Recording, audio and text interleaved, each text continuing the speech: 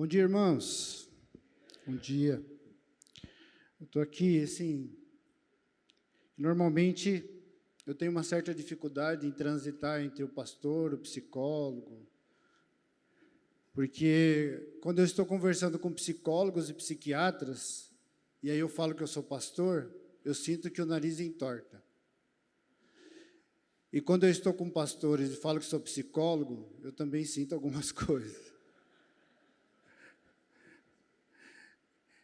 Mas eu vejo que esse é um tempo importante para compreendermos de forma profunda o que o Senhor quer fazer em um lugar que Ele está trabalhando na igreja nos nossos dias, que é nosso coração. Então eu fico muito à vontade porque eu estou não só entre pastores, mas eu estou entre amigos. E a gente vai ter um momento de conversa entre amigos. Se pede, né? Estamos em um encontro de reflexão. Então, eu quero refletir com vocês sobre alguns temas, quero trazer algumas provocações também, e à medida que você for escutando, vai conferindo como isso cai no seu coração e quais são todos os desdobramentos dentro do teu ser. E eu gostaria de falar um pouquinho hoje sobre a necessidade de construirmos na vida da igreja, mas não só na vida da igreja, principalmente também dentro do ambiente da família, algo que eu tenho chamado sobre consciência terapêutica. E se a gente for pensar o que é consciência, é justamente luz. Como nós podemos compreender a profundidade do ser, a profundidade do coração das pessoas.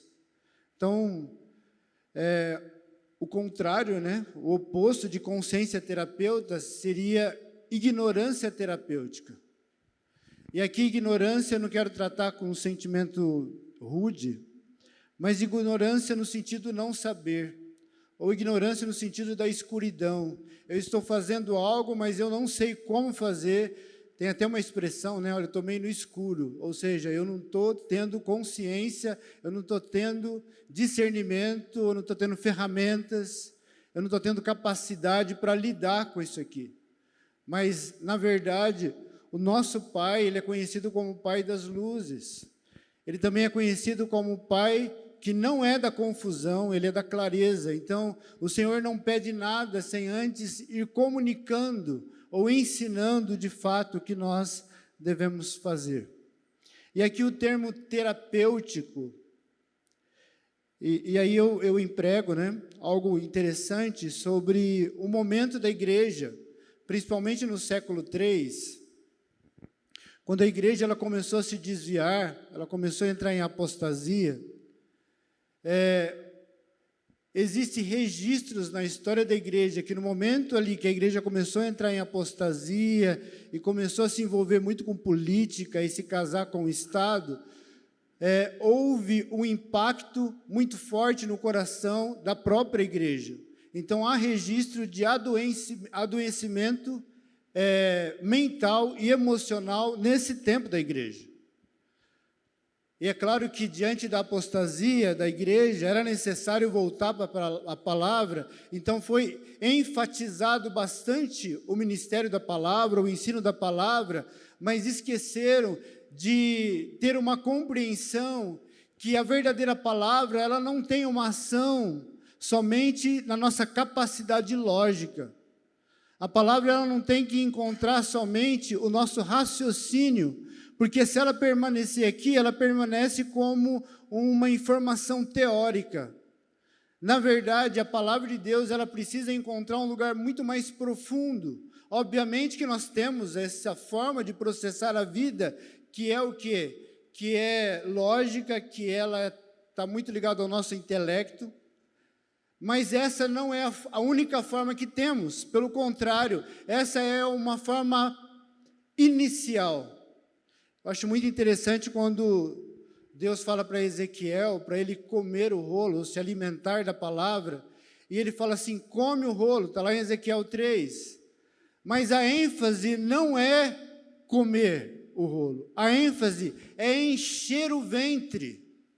Então essa palavra ela tinha que entrar pela boca, mas ela tinha que chegar nas entranhas. Ela tinha que alcançar o homem interior, porque é nesse lugar que ela o que é processada. É nesse lugar que ela vai para a corrente sanguínea e é nesse lugar que ela traz cura. Então, enche bem as suas entranhas com a palavra.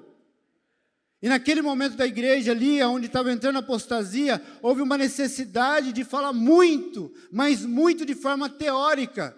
E houve aí um processo de dificuldade. Por quê? Porque estava muito na mente das pessoas, mas o coração continuava vazio.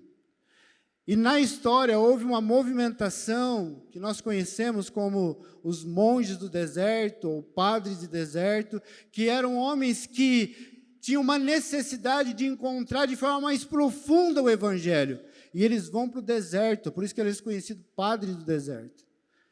E é interessante porque estudando sobre a história desses irmãos, monges, que buscaram a meditação, que buscaram contemplação, que buscaram fazer com que essa palavra viesse de forma mais profunda, eles inauguraram, eles influenciaram uma cidade que é conhecida hoje como os terapeutas de Alexandria. Alexandria era um lugar onde era um centro de cura profundo, e é famoso até hoje. Então, esses monges do deserto que influenciaram esses terapeutas, eles tinham uma ideia que a palavra terapeuta vinha do grego, que é o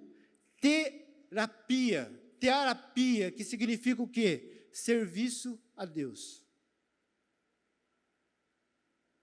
Então, é claro que a gente tem um estranhamento quando a gente fala de terapia, né? Mas a raiz da palavra terapia é serviço a Deus. E eu posso falar aqui, o verdadeiro serviço a Deus. Então, qual que é esse lugar que nós temos como pastores, presbíteros, se não é estar a serviço de Deus, ou compreender o que o Senhor está fazendo agora. E aí eu também pego aqui a expressão tikkun, que significa o quê? Restauração, ou restauradores.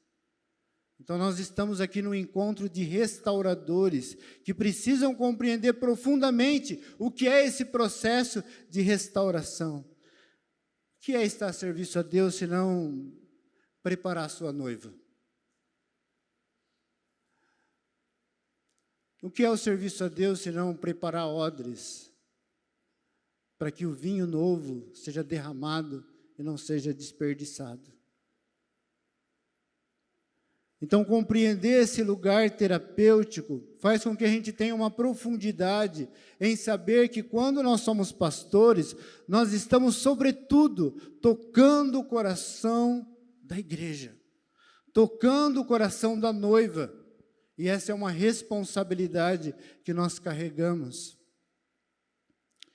A ignorância terapêutica, ela anda por um caminho do que seria o quê? O contrário de um ambiente de cura. Então, tudo que é contrário ao ambiente de cura, a gente pode pensar que é um ambiente abusivo. Se não está curando, está machucando. Se não está restaurando, está o quê? Desintegrando. E nós carregamos essa responsabilidade. Eu queria aqui com vocês hoje, a gente pensar um pouco e refletir um pouco sobre o quanto nós temos de ignorância em relação a compreender a vida e o coração da pessoalidade. Então é necessário ter esse pensamento, né? Então, eu queria até ler um texto com vocês, que eu gosto muito dele. Abre em Marcos, capítulo 2. Aqui tem uma vivência interessante da vida de Jesus. Marcos 2, a partir do verso 14.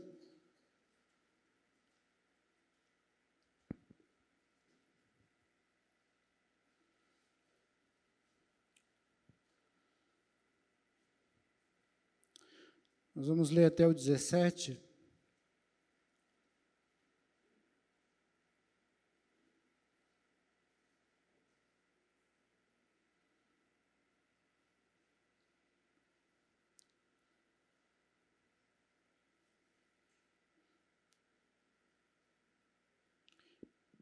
Então, só para a gente marcar aqui, querendo ser um restaurador, dentro da minha ignorância, eu me torno uma pessoa abusiva.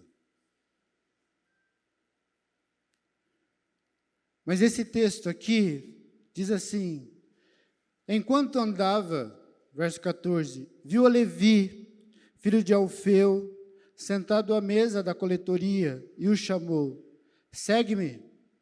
Aos que ele se levantou e o seguiu. Aconteceu que em casa de Levi, publicanos e pessoas de má fama, que eram numerosos e seguiam Jesus, estavam à mesa com ele e seus discípulos. Quando os mestres da lei, que eram fariseus, o viram comendo com publicanos e outras pessoas mal afamadas, perguntaram aos discípulos de Jesus: por que ele se alimenta na companhia de publicanos e pecadores? Ao ouvir tal juízo, Jesus lhes ponderou: não são os que têm saúde que necessitam de médico, mas sim os enfermos. Eu vim não para convocar os justos, mas sim pecadores. Eu acho interessante aqui, quando Jesus ele faz uma relação a pessoas pecadoras, aqui fala mal faladas, mal afamadas, e a gente pode colocar aqui um repertório de pessoas do que a gente pensa que são pessoas que estão dentro desse lugar aqui que a palavra coloca, né, de pessoas que não têm uma boa reputação. Jesus relaciona com doença. Jesus relaciona com pessoas doentes. Ele não está falando aqui de paralíticos, cegos, leprosos. Ele está falando de pessoas que carregam uma estrutura que conduz ela para o pecado, que conduz ela para uma distorção da sua própria identidade, que fazem com que ela busque um caminho muito distante do caminho do Evangelho. Mas é interessante que Jesus fala: eu vim para esses. Eu vim exatamente para estar com eles.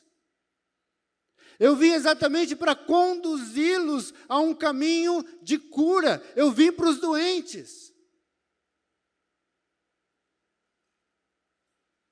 Eu me importo com eles. E o juízo é assim: uau, olha só o que ele está fazendo. Ele está assentado a uma mesa, comendo com pecadores. Mas Jesus não se importava com esse tipo de comentário, porque Jesus sabia exatamente qual era o seu chamado. E o seu chamado não era estar com pessoas que não precisassem de cura, mas ele estava com os vulneráveis, ele estava com os fracos, ele estava com os pecadores. Eles estavam com aqueles que sofriam preconceitos. Eles estavam com aqueles que estavam na margem do que não se encaixa com os perfeitos, com os justos, com os santos. Porque os fariseus se achavam perfeitos. Mas Jesus enfatiza: eu estou no lugar que o Pai quer que eu esteja. Então, o que nós podemos falar sobre a natureza do Evangelho? O Evangelho é um lugar que representa um caminho de cura. Se não for isso, não é o Evangelho.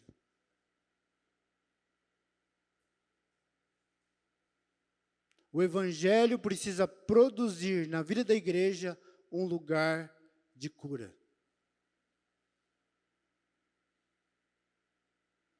E quando nós pensamos em lugar de cura, obviamente que nós pensamos nesse lugar de curar feridas, curar traumas,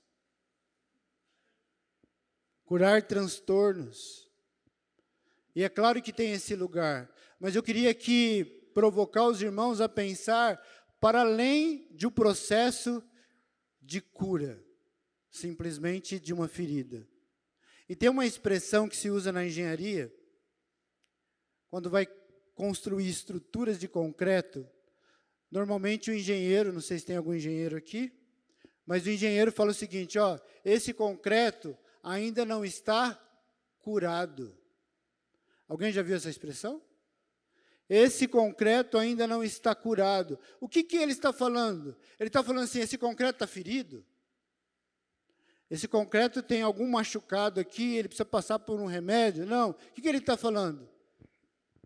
Não está pronto.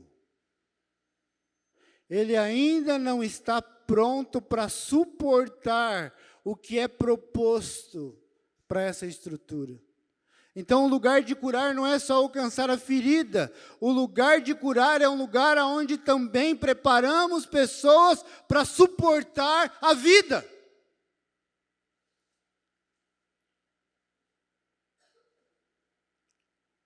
O ambiente terapêutico, ele se importa aonde a pessoa está no processo, aonde ela está.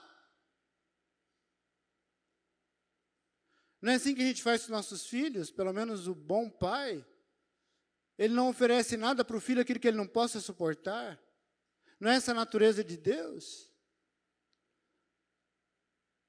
1 Coríntios, ali no capítulo 10, não veio sobre vós tentação senão humana, mas fiel a Deus que nunca vos deixará tentar acima do que podeis, mas com a tentação também lhe dará o quê? O escape, para que vocês possam suportar. Então, o ambiente terapêutico está preocupado, dentro da singularidade de cada pessoa, o que ela pode suportar e o que ela não pode suportar. Há uma preocupação pessoal. Aonde essa pessoa está no processo? Será que ela consegue? E se ela não consegue, o que eu posso fazer para que ela possa ser curada?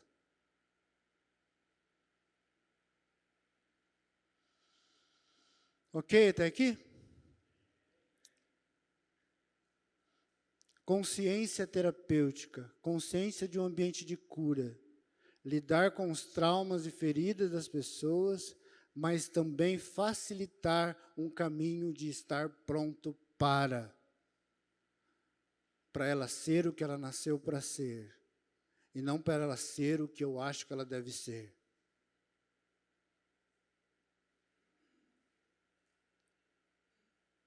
E eu gosto muito de um texto em especial, e eu gostaria de usar ele aqui como base para reflexão, que é um dos textos mais conhecidos que a gente tem na Bíblia, no Salmo 23. Vamos abrir lá?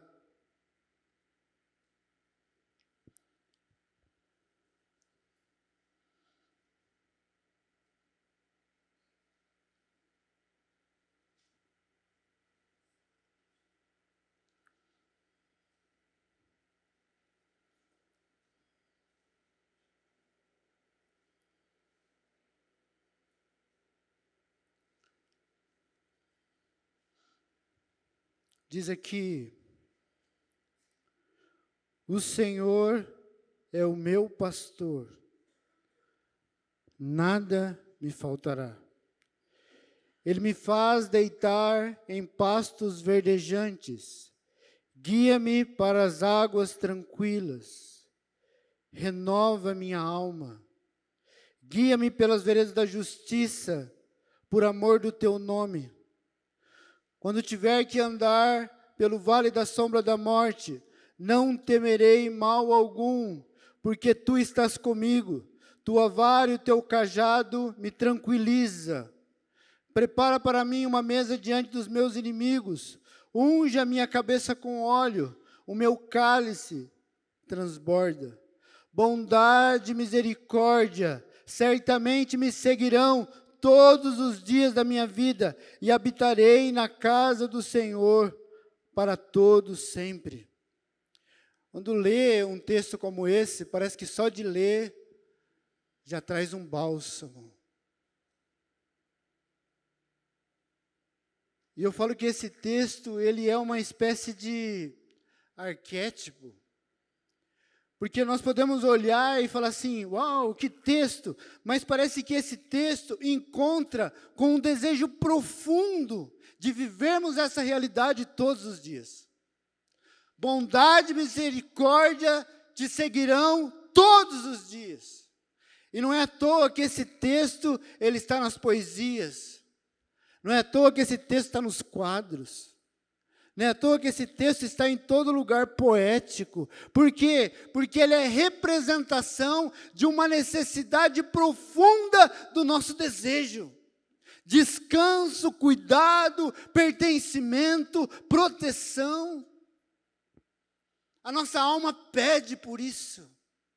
A nossa alma deseja por isso. No coração de todo homem tem um desejo de ser pastoreada por esse pastor. Não é? Mesmo que não saiba direito, mesmo que não conheça o Evangelho, mesmo que nunca leu a Bíblia, mesmo que nunca encontrou com o Salmo 23, lá dentro tem um anseio por ser pastoreado por esse tipo de pastor. E sabe, queridos, esse deve ser o nosso modelo. Achei interessante o Douglas falar, né? Qual é a nossa referência? Nossa referência é aquele pastor que está tão longe, e aí porque eu estou um pouquinho melhor que ele, já está bom? Não, nós precisamos mirar no exemplo desse pastor. Por quê? Porque ele retrata o desejo profundo de todo homem e de toda mulher. E nós podemos olhar para esse texto e entender o caráter desse pastor. E quando ele fala o seguinte, ele me faz deitar em pastos verdejantes, ele guia-me para as águas tranquilas, ele faz renovar a minha alma. É interessante, né? Porque ele compara com as ovelhas, mas ele fala o quê? Que no original, a palavra renova a minha alma é a mesma expressão para restaura o meu homem interior. Ou seja, restaura o meu coração. E restaurando o meu coração, ele vai me guiar pelo caminho da justiça, por amor do seu nome. Então, queridos, nós podemos olhar assim, que a ênfase que esse pastor dá é guiar as ovelhas por um caminho, que nós podemos pensar assim, pastos verdejantes, águas tranquilas. O objetivo do pastor é sempre buscar aonde estão os pastos verdejantes. O olhar do pastor é sempre buscar aonde estão as águas tranquilas. Por quê? Porque é nesse ambiente que essa ovelha, que essa pessoa vai encontrar a restauração do seu homem interior, do seu coração. Pensa aqui, queridos, ele não está enfatizando o cercado das ovelhas. Ele não está enfatizando que nós precisamos construir uma boa cerca para que as ovelhas não fujam do nosso rebanho. Ele não está enfatizando aqui que esse lugar cercado precisa ser bonito, precisa ser estético. Ele só está falando, precisa ter pastos verdejantes, precisa ter águas tranquilas. Por quê? Porque nesse lugar o coração será restaurado. E um coração restaurado compreende que mesmo que eu passar pelo sombra da morte, pelo vale terrível da sombra da morte, eu não terei medo. Porque eu confio naquele que restaura o meu coração. A sua vara e o seu cajado me consola.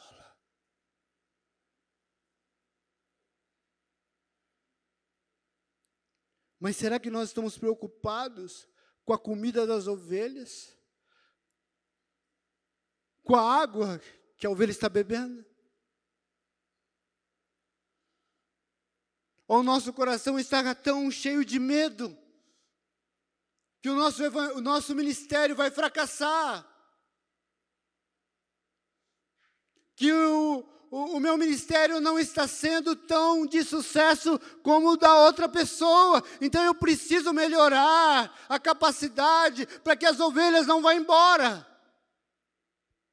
Então, se eu deveria estar preocupado em oferecer uma grama verde, pastos verdejantes e águas tranquilas, eu estou preocupado em aprimorar a minha cerca para que as ovelhas não vão embora. Eu estou preocupado em enfeitar o cercado e colocar todo tipo de estética bonita para que as ovelhas permaneçam distraídas de forma superficial e não com as suas entranhas carregadas da palavra. E se eu preciso encontrar recurso para aprimorar a minha cerca, o que eu faço? Eu vou até as ovelhas e eu tiro a lã delas. E eu tosquio as ovelhas. Eu tiro a sua proteção, porque eu preciso de recurso para aprimorar a minha cerca. E essa cerca precisa ser novamente aprimorada. Então eu vou lá e eu tosquio de novo.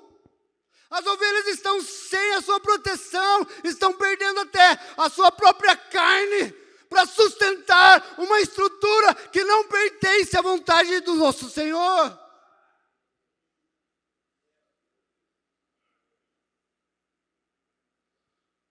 Porque eu estou preocupado com o cercado, mas o pastor está preocupado se tem pasto verdejante.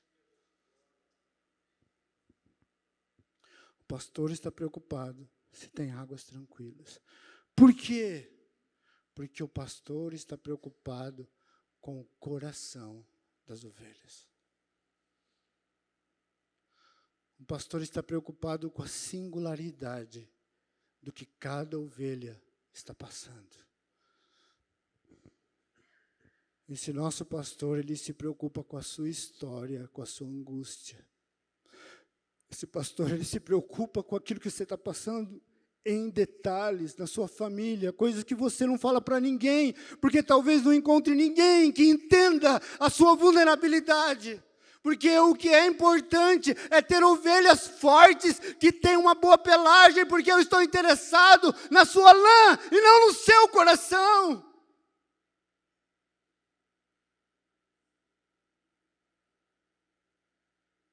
Mas esse pastor aqui, ele se preocupa com o teu coração. E sabe, é esse modelo de pastor que nós queremos ser.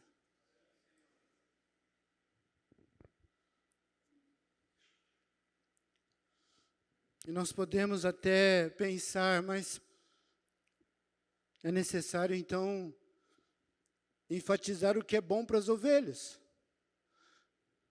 Então nós podemos enfatizar formas e estruturas, e aí precisa reformar a estrutura para que alcance o coração das ovelhas. E eu acredito que vocês estão aqui justamente para pensar essas coisas. Olha o quanto é importante a igreja caseira.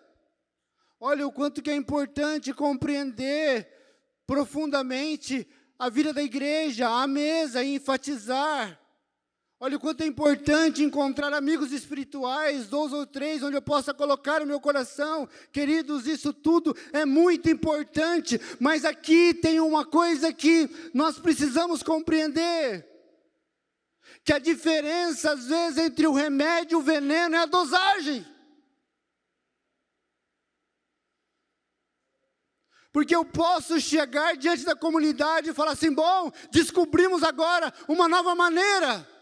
E nós podemos enfatizar, olha, existe a igreja caseira, existe os amigos espirituais, existe essa forma aqui, e ok, queridos, isso é um remédio enorme para trazer um ambiente terapêutico, mas eu preciso se interessar o que está acontecendo com o coração das ovelhas. Por quê? Porque pode ser que essa forma tão curadora possa virar o quê? Mais um cercado, mais uma pressão, mais uma obrigação.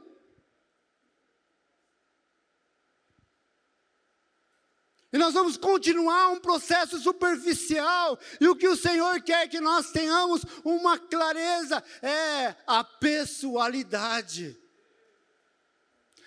a singularidade.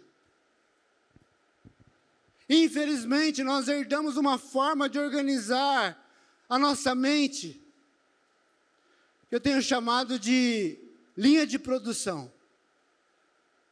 Nós queremos produzir pessoas para Jesus.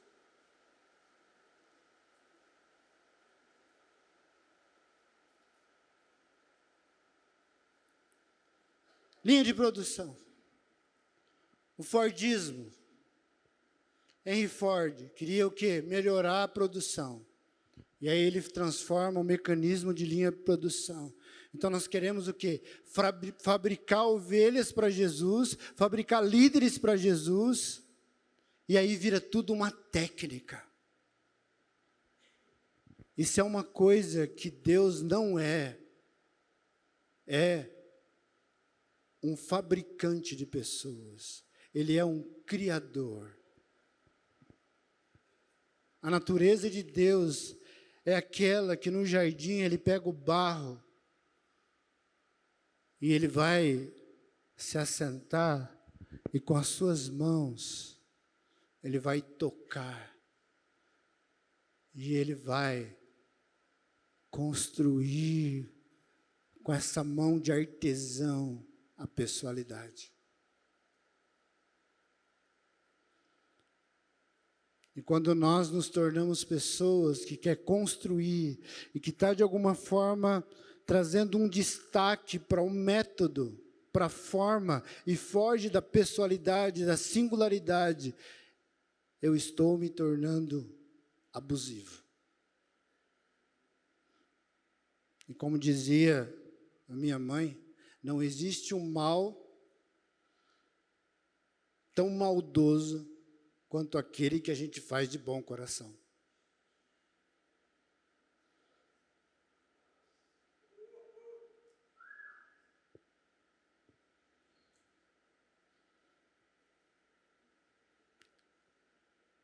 Querendo curar, eu estou matando.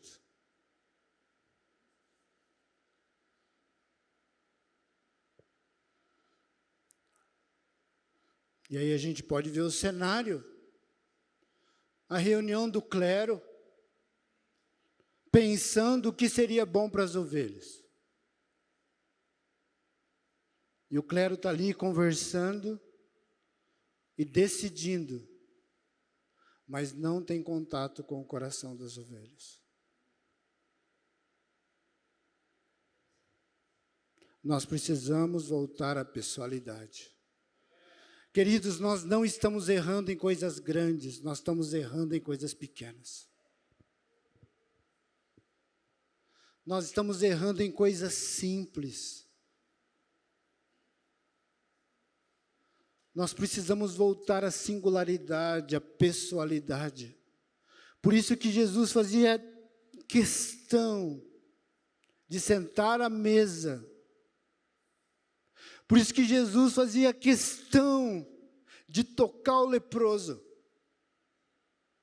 Por isso que Jesus fazia questão de sentar à beira do poço com todo o poder e fazer com que aquele paralítico andasse. Ele senta no poço, ele vai conversar o dilema do paralítico.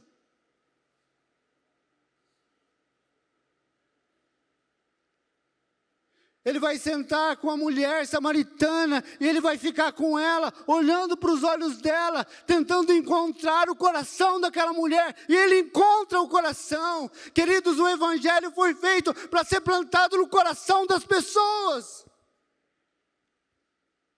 O coração é a terra fértil. Quando o evangelho encontra o coração dos irmãos, o fruto é inevitável.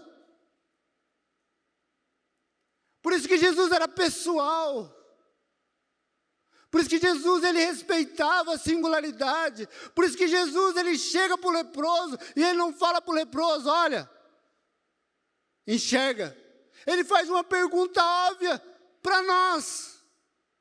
Mas ele oferece para aquele leproso a importância. O que você quer que eu te faça? Sabe o que é isso? Compreensão de pertencimento. Será que as pessoas da nossa comunidade estão sentindo que pertencem à comunidade?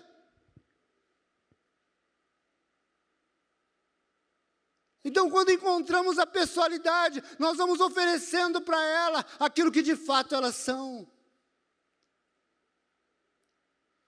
Nós podemos pensar em 3 tipos de ensino.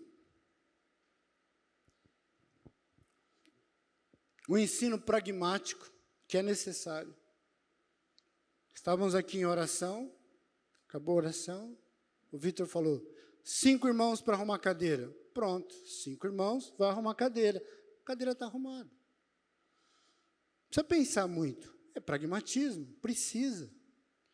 Tem um outro nível de ensino, que está muito voltado ao ministério da palavra, que chama ensino de princípios. É o que a gente propõe, ensinar princípios. E isso é muito importante, porque o princípio nos leva o quê? A compreender o caminho de forma clara.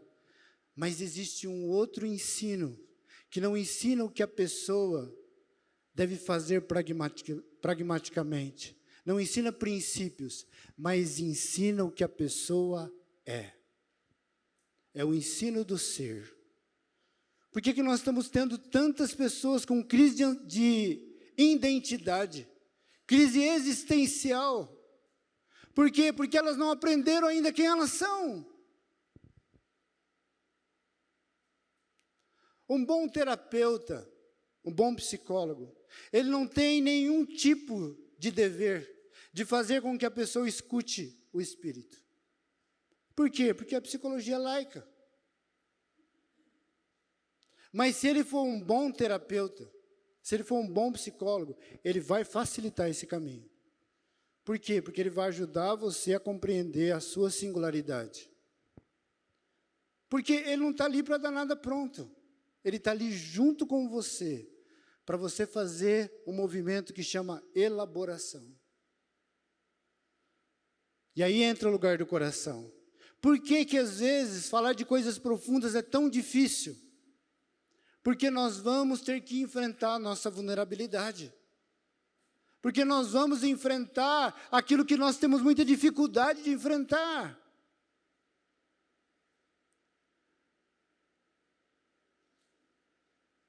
E uma coisa que o terapeuta oferece, é uma coisa que é muito difícil para a gente. Não o julgamento. Não se julga. Por que julgar? Então, a base de um bom terapeuta é a aceitação incondicional daquela pessoa. Isso não quer dizer amor incondicional? E aqui eu não estou defendendo terapia, queridos, não estou falando nada disso. Mas eu falo que muitas vezes a pessoa vai encontrar mais a sua identidade num set terapêutico do que dentro da vida da igreja. Mas não deveria ser assim. Porque se o Senhor está falando que Ele, como médico, veio para curar as doenças profundas do ser, isso também está sobre nós. Essa possibilidade também está sobre os nossos ombros. Então é necessário chegar diante da pessoa leve, sem julgamento, e falar, o que será que se passa por essa cabeça? Você já fez essa pergunta para alguém que está aconselhando? E aí emenda, né? Só tem bobagem. Só pensa porcaria. Não, é assim, aquela visão assim, uau, deixa eu entrar no teu coração.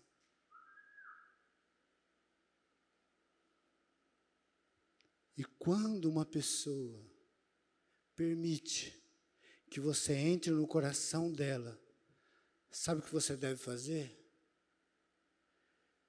Tira o calçado dos seus pés, porque esse lugar é sagrado.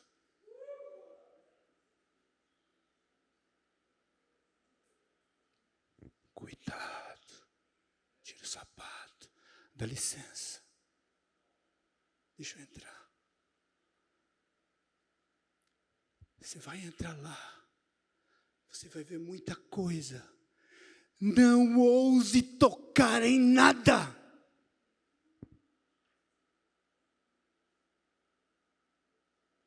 Não é seu. Você não tem direito. Fique. Se possível, arrume um lugarzinho e se assente e permaneça. Até que a pessoa comece a falar da sua dor.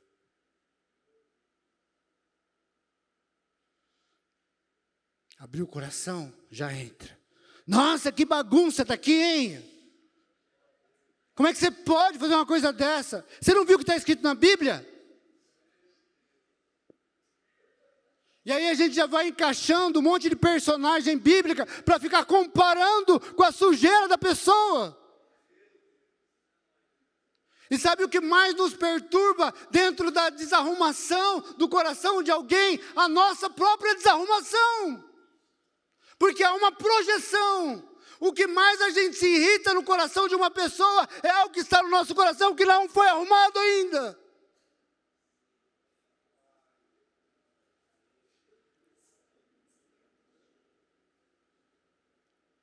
Então, qual que é a natureza de ensinar uma pessoa a ser? É ensinar aquilo que eu já sei.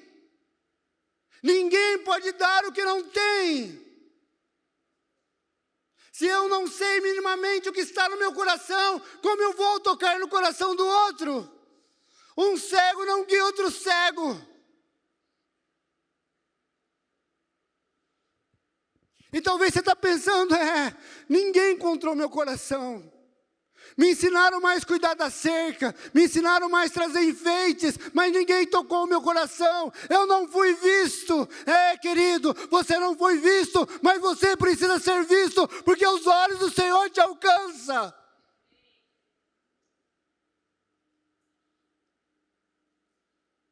Vamos colocar essa casa em ordem. Por que você está com isso aqui?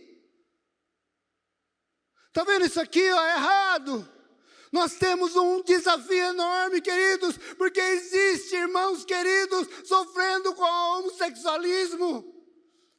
Mas nós estamos querendo tirar os seus trejeitos, nós queremos tirar as suas roupas, nós queremos tirar tantas coisas, mas nós não estamos alcançando o coração dos nossos irmãos. Deus não tira nada sem ter algo melhor para entregar. Mas nós queremos arrancar das pessoas. Nós estamos mutilando as pessoas. O Senhor tem um encontro com as nossas entranhas.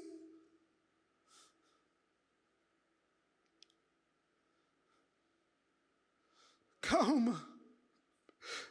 Pede licença.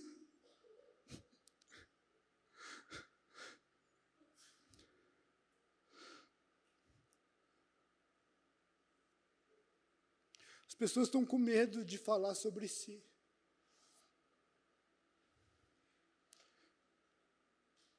Sabe? Das angústias, não. Você vai na fila de um banco. Você vai na fila do mercado. Se você der ouvido, as pessoas falam das angústias.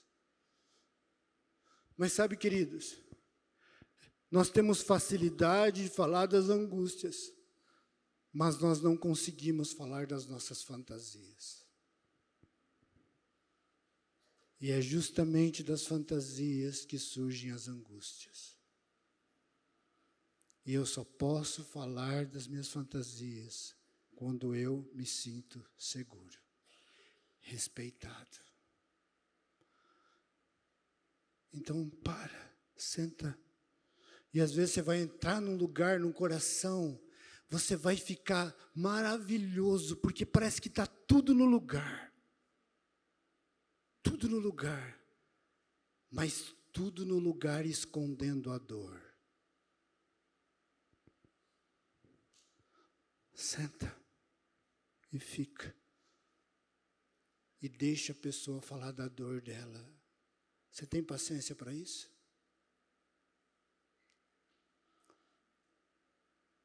Você tem tempo para isso? Por isso que não dá para pastorear uma igreja cheia de gente. Pastor é artesanato. Pastor é na mesa. Pastor é olhando no olho. Pastor é acessar o coração. E você vai descobrir, extraordinário é o coração do homem.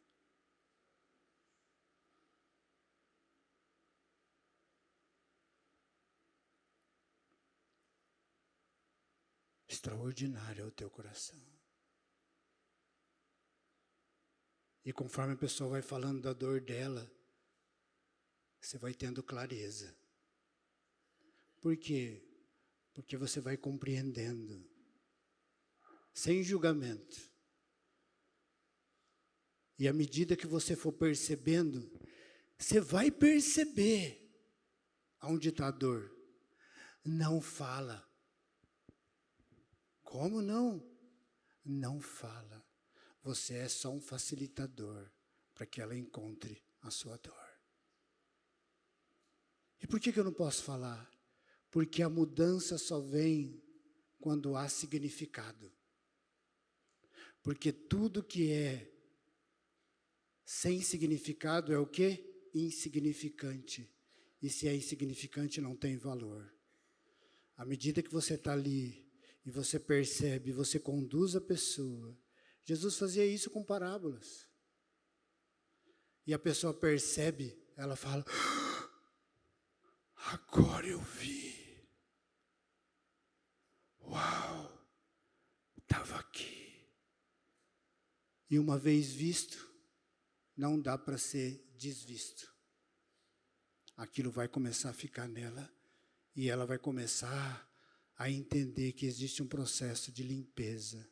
A harmonia tem muito a ver com limpeza, e ela vai o quê? Limpando o coração. É nessa hora que a pessoa chama uma caçamba. Sabe caçamba? É nessa hora que a pessoa abre mão. Ela fala, não quero. Isso aqui está me atrapalhando. Isso aqui está me aprisionando. É nessa hora que ela se desprende. E naturalmente, a consciência dela muda, o pensamento dela muda, o sentimento dela muda e o comportamento dela muda. O problema é que a gente quer mudar comportamento sem mudar consciência. A gente começa amando uma pessoa e termina querendo matar ela.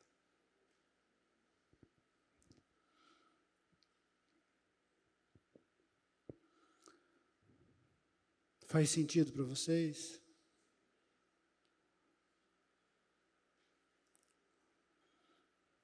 Como está o teu coração? Pastorear é pegar na mão da pessoa e falar, vamos dar uma volta no teu coração. E quando ela aceita, é ali que as coisas acontecem. E quando fala terapêutico, quando fala de artesanato, fala do quê? Que não é automático. Que leva tempo. Leva tempo. Você vai trabalhar com aquela pessoa. Depois você vai trabalhar mais um pouquinho. E mais um pouquinho. Você vai ajudar ela a lidar com as questões externas. Mas você vai apontar a estrutura. E sabe de uma coisa que a igreja tem dificuldade? Quando você pensa na construção de uma casa, a gente começa da onde? Alicerce, fundação. Não dá para começar uma casa no telhado. Eu posso até começar, mas vai ter que ter colunas bem alicerçadas para sustentar isso. Então, toda a fundação, todo o alicerce, ali é o primeiro passo para a construção de uma casa. Agora, se a gente for pensar na construção da nossa identidade, da nossa personalidade, qual é o nosso começo? Qual é o nosso começo, irmãos? Infância. Primeira e segunda infância. O que se espera no ambiente saudável é que uma criança, já na pré-adolescência, saiba quem ela é. Então, naturalmente, quando a gente vai entrar no coração, às vezes a pessoa ela tem 40 anos, e quando você entra no coração, tem um menininho de 3 anos, assentado, assustado, com medo de não dar conta da vida adulta.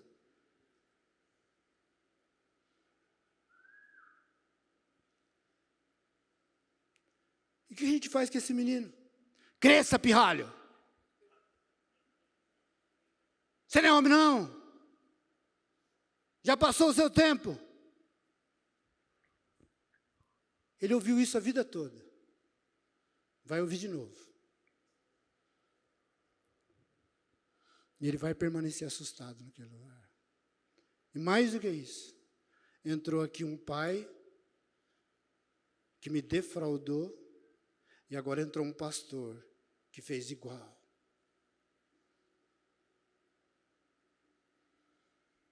E o Evangelho nos dá uma outra porta de oportunidade, porque o Evangelho nos oferece um novo nascimento.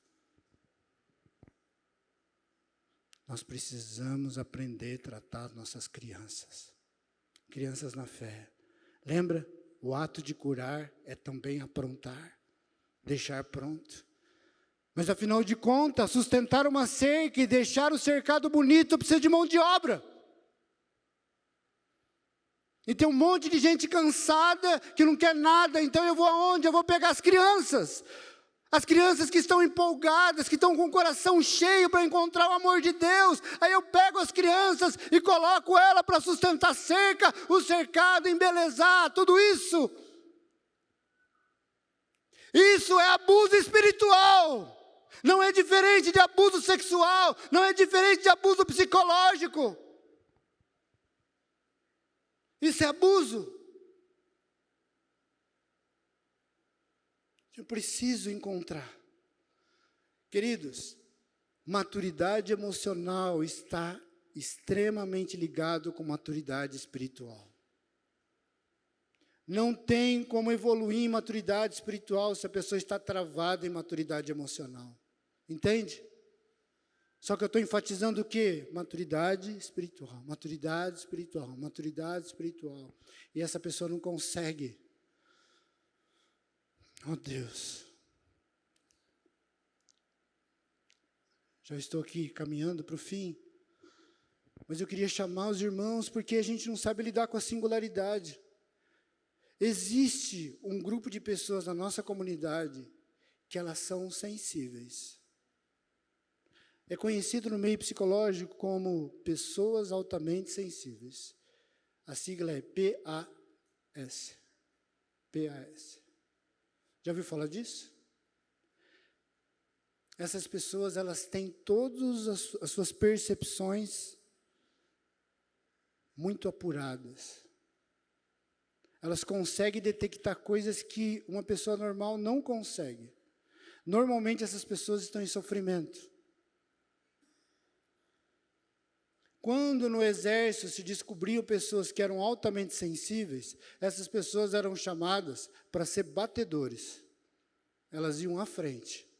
Mas elas não iam à frente para enfrentar, elas iam na frente para perceber. Só que, infelizmente, essas pessoas na minha comunidade é chamada de fracas. E nós precisamos encontrar essas pessoas altamente sensíveis. Nós precisamos aprender a cuidar delas. Sabe por quê? Porque elas começam a ver coisas que a gente não consegue ver, e elas começam, para se defender, desenvolve um sentido crítico, e elas começam a te criticar. Mas elas começam a te criticar porque elas estão sentindo e você não está. E aí você começa a ter problemas com ela, porque ela começa a ver isso, ver aquilo, ela começa a enxergar atrás da curva. mas você não está vendo. Essas pessoas precisam ser acolhidas e compreendidas. Por quê? Porque a gente precisa ajudar essas pessoas a significar o que elas estão sentindo. Fora outras coisas, queridos. Neurose. O que é neurótico? O que é a pessoa neurótica? É todas as pessoas que sofrem com depressão, ansiedade, síndrome do pânico, fobias e tantas outras coisas. Nós temos uma régua. No extremo estão os neuróticos, do outro lado estão os psicóticos. Os neuróticos, eles estão tão sofrendo, porque eles estão sentindo tantas coisas, que eles não conseguem se socializar de maneira saudável.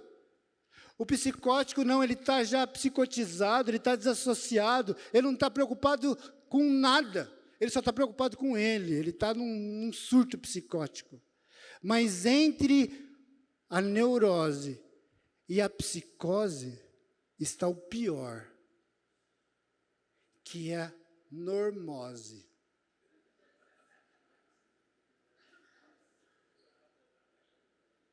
Já dizia o sábio que só poucas pessoas têm a capacidade de enlouquecer. Tem pessoas que estão tão cristalizadas que elas não sentem mais.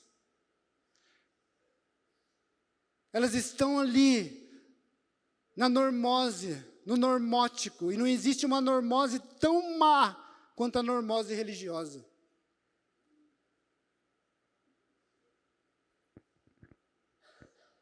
E a coisa pior que tem é quando você percebe um normótico transformando no neurótico. É uma evolução, sabia? Porque agora ele está sentindo. Só que ele fica tão mal, porque ele não quer sentir, ele quer colocar todo o sentimento que sempre teve ali, ainda de baixo. E ele começa a sofrer mais ainda. Queridos, nós precisamos compreender tudo isso. Eu não quero aqui falar de coisas técnicas, mas nós precisamos olhar com um olhar mais profundo para o coração do outro. Eu queria colocar algo aqui, deixa eu ver se dá tempo. Não vai dar tempo, fica para a próxima. Mas, queridos, vamos ter mais sensibilidade com a singularidade. Vamos começar a olhar para o outro de forma diferente. Vamos sair desse automatismo da vida. O Evangelho às vezes nos fala, não faça nada, só chora.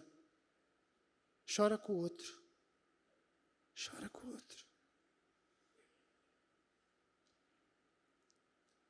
E vamos compreender esse lugar tão profundo do coração, que é onde o Senhor está trabalhando agora na igreja. O Sr. John Walker falava algo que eu ficava olhando para aquilo, ele falava assim, na história da igreja, a igreja ela vem o que? Resgatando valores e verdades. Mas cada verdade que se resgata, a igreja fragmenta mais. Divisões. Mas a última verdade a ser restaurada é a comunhão. E a comunhão acontece aonde? A comunhão acontece no coração dos homens. Só que se nós não olharmos para o coração, nós deixamos a comunhão e entramos no consumismo. Infelizmente, nós estamos consumindo a alma humana para fortalecer o nosso império. As pessoas estão virando bateria para alimentar os nossos aparelhos de sucesso. Amém. Vamos orar.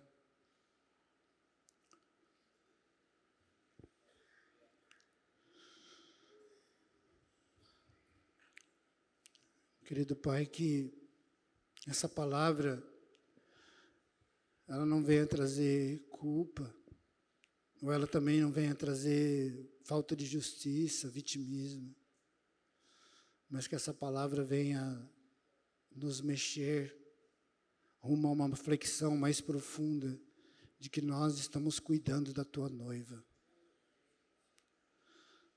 Nós estamos agora cuidando, aprontando a sua noiva para um casamento. Pai, a tua palavra fala que quem mexe com a tua igreja, mexe com a menina dos seus olhos. Pai, coloca temor no nosso coração. Coloca clareza em nós. Ao mesmo tempo, ajuda-nos, Senhor, a acessar a própria profundidade do nosso coração. Nós não queremos, Pai, permanecer em um lugar de dor do qual nós participamos. Nós não queremos ficar num lugar de dor, Pai, onde nós somos vítimas de abuso, porque nós não queremos também nos tornar abusivos. Pelo contrário, Pai, nós queremos ser restauradores. Nós queremos ser, Deus, essas pessoas que vão encontrar com o coração de outras pessoas e nós vamos respeitar o seu momento. Nós vamos ajudar essas pessoas rumo a um processo de cura e restauração plena. Nós não queremos empurrar, Senhor, nós queremos ajudar. Sabemos que o teu caráter é aquele, Deus, que mesmo numa igreja tão difícil como Laodiceia, o Senhor era gentil e tocava a porta. Nos dá, Senhor, essa gentileza, essa humildade, essa bondade, Pai. Coloca no nosso coração essa humildade, de que nós não sabemos nada, Senhor. Tira de nós, Pai, esse funcionamento de querer definir tudo, Pai. Ajuda-nos a entrar, Senhor, como inútil no coração das pessoas. E ali, Senhor, ó Deus, encontrar a singularidade. Traz, Senhor, ó Deus, essa sensibilidade, essa humanidade, Pai, do qual o Senhor não foi diferente. O Senhor foi humano.